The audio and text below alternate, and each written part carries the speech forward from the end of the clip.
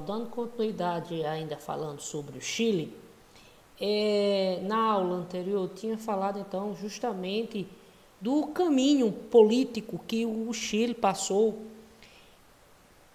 implantando um sistema, não chegou a implantar um sistema socialista. No entanto, os políticos com ideais socialistas chegaram ao poder em um fenômeno inédito na história, em que as ideias socialistas chegaram ao poder pelo voto direto. No entanto,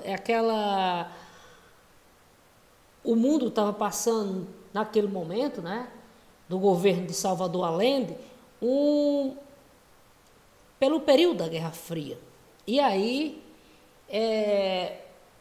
aqui na América Latina, os países tiveram que adotar,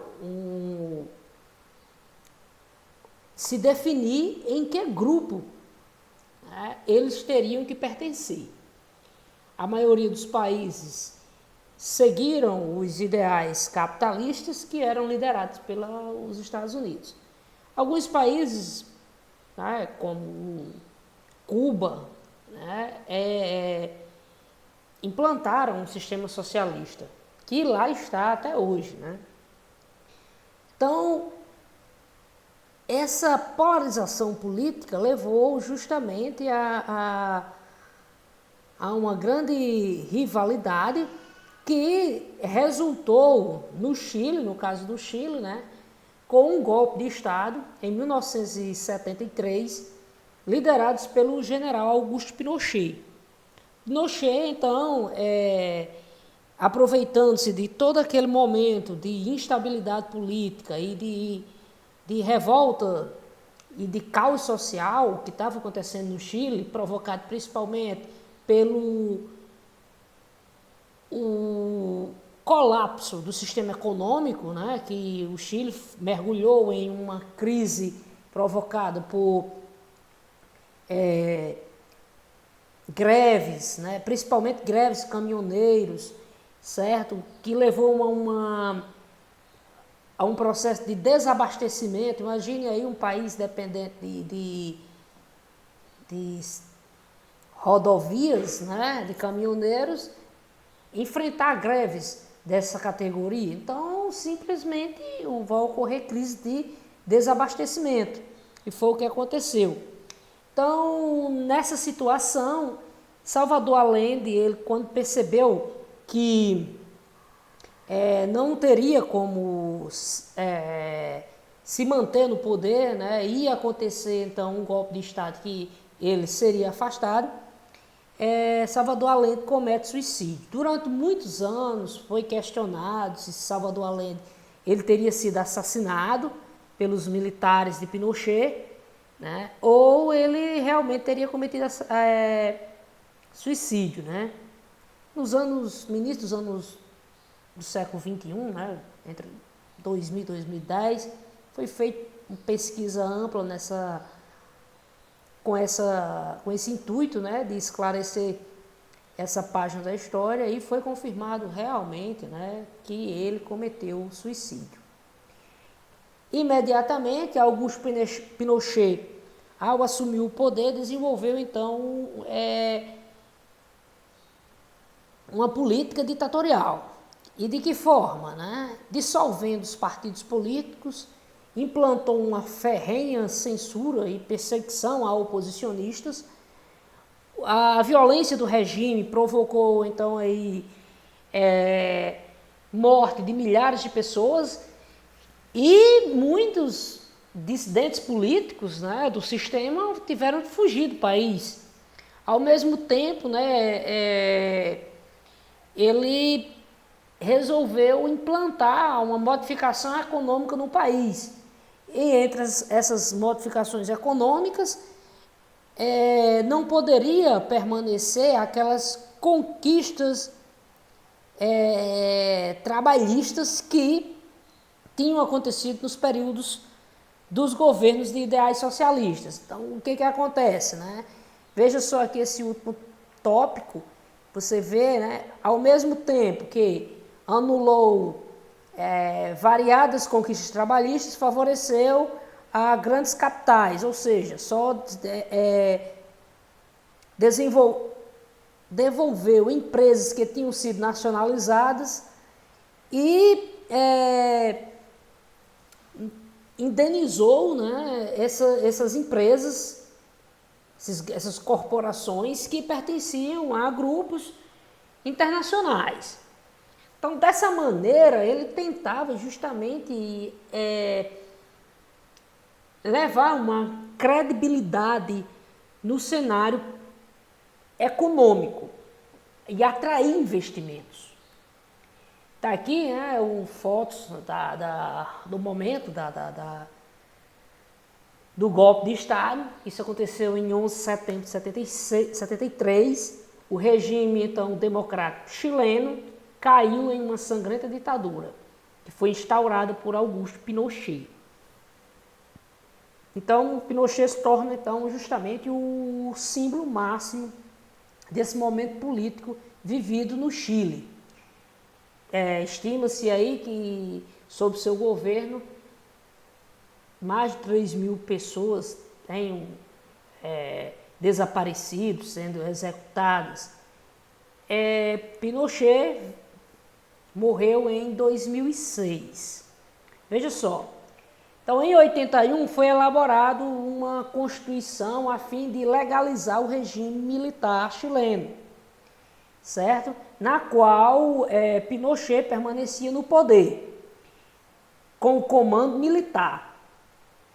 E, ao mesmo tempo, que dava aquela impressão de volta à democracia, com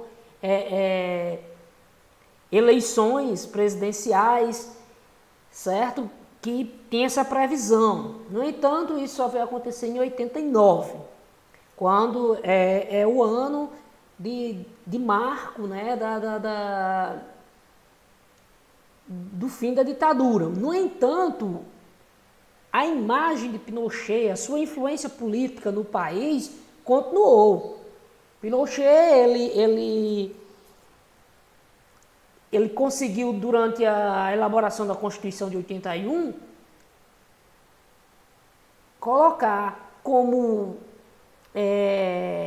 se colocar como um senador, né, a partir de 88. Quando 88 ocorre o fim da ditadura, ele permanece justamente à frente das Forças Armadas e tendo um cargo político de senador, uma cadeira de senador. Isso, né, ao mesmo tempo em que, com o sistema já voltando ao sistema democrático, começam-se fortes críticas, né, e acusações sobre os crimes políticos de Pinochet. Em 98, né, ele foi preso em Londres, justamente pela acusação de crimes contra a humanidade, e ele foi detido. Observe bem que Pinochet, ele já não tinha, então, tanto respaldo. O governo chileno, né, protestou nessa época, ele ainda tinha muito capital político, digamos assim, credibilidade no Chile. No entanto, era uma divisão, né? Já existia ali uma total divisão dentro do país. Então, a população chilena viu-se dividida entre os que apoiavam o Pinochet, né, e os que eram contra o ditador, o ex-ditador. Em virtude de seu estado de saúde, em 2001, né, o processo que denunciava Pinochet por crimes contra a humanidade foi encerrado.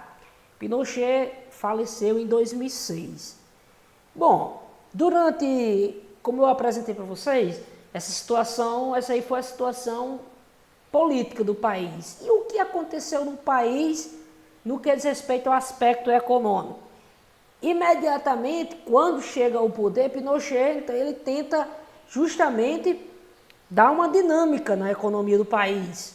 Então, ele deu espaço justamente a jovens economistas que vinham da escola de economia de Chicago, conhecido como Chicago Boys, Esses economistas eram economistas de ideias neoliberais. O que é ideias neoliberais? Justamente isso aqui, né?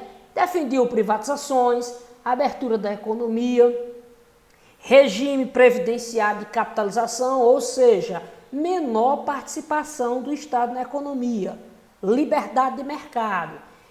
Até para vocês terem ideia, o sistema de capitalização que foi implantado no Chile, esse sistema de capitalização, o governo ele abria mão da responsabilidade com aposentadorias e deixava as aposentadorias por conta do próprio trabalhador. O trabalhador, ele que trabalhasse e fizesse sua poupança para o período em que ele chegava à velhice e teria que custear esse período de sua vida que estaria inativo, certo? Então o Chile foi o primeiro país no mundo a implantar esse sistema de capitalização. Ao mesmo tempo, com as privatizações, né, o Chile chegou aí a apresentar cerca de uma privatização de mais de 400 empresas, certo? Vendendo ela justamente para o capital estrangeiro. Aqui fica aquele dilema, né? O que é o Estado? O Estado ele deve ser na economia, ele deve ser mais presente ou ele deve ser menor? Porque quando você tem um Estado que domina todas as áreas, está presente com várias empresas, significa dizer que esse Estado tem muitos funcionários e automaticamente ele tem muita despesa. Quando o Estado acontece justamente o contrário, ele vende essas empresas, ele entrega isso ao capital privado, ele fica com menos responsabilidade. No entanto, a responsabilidade do Estado fica restrita à ideia de Estado mínimo. O que é isso? Ele vai se limitar à educação e à saúde, certo? Saúde, segurança, setores estratégicos, indispensáveis. Essa é a ideia neoliberal. Eu vou passar aqui para vocês o que aconteceu nos anos seguintes. Nos últimos 30 anos, o Chile foi o país que mais cresceu na América Latina. Deixa eu botar aqui um pouquinho, olha, esses dados aqui é da Infomoney, né? Que vocês veem aqui, olha, Chile. Comparativo entre Chile e Argentina, expectativa de vida. O Chile hoje já superou os 80 anos, né? E a Argentina, né, não acompanhou esse mesmo ritmo. Vou botar aqui só alguns gráficos para que vocês possam ver, né? Porcentagem da população com renda inferior a 5 dólares por dia. Então, ou seja, porcentagem da população pobre. O Chile, observe bem, que veio caindo nos últimos 30 anos.